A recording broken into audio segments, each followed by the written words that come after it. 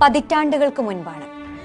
അന്ന് ഇന്ത്യൻ പ്രധാനമന്ത്രിയായിരുന്ന ജവഹർലാൽ നെഹ്റു ഒരു സൈനിക ക്യാമ്പ് സന്ദർശിക്കുന്ന വേളയിൽ ക്യാമ്പിന്റെ ഭാഗമായ മിലിറ്ററി ആശുപത്രിയിൽ ചികിത്സയിൽ കഴിയുന്ന പട്ടാളക്കാരെ കൂടി കാണാനും അവരെ അഭിവാദ്യം ചെയ്യാനും തീരുമാനിച്ചു.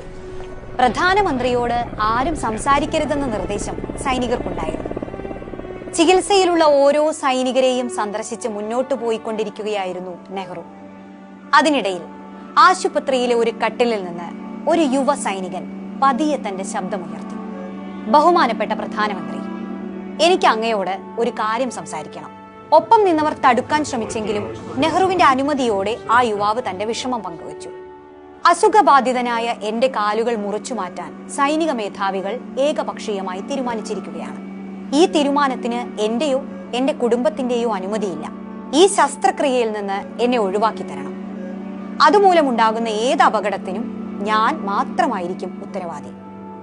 ഏറെ ധൈര്യത്തോടെയും ആത്മാഭിമാനത്തോടെയും സംസാരിച്ച ആ ചെറുപ്പക്കാരനെ സാഗൂതം നോക്കിക്കൊണ്ട് ജവഹർലാൽ നെഹ്റു കടന്നുപോയി.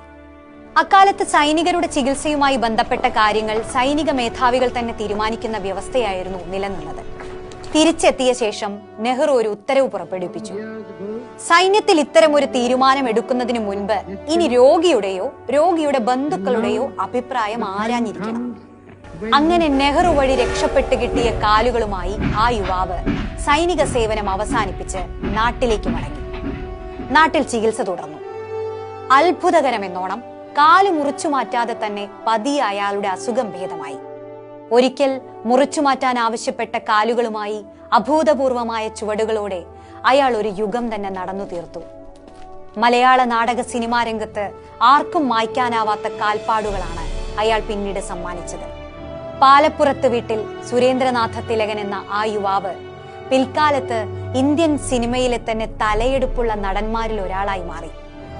മലയാളത്തിന്റെ അഭിനയ സംസ്കൃതിക്ക് കാലാതീതമായ കാൽപ്പാടുകൾ സമ്മാനിച്ച നടന കലയുടെ പെരുന്തച്ഛൻ സാക്ഷാൽ തിലകൻ.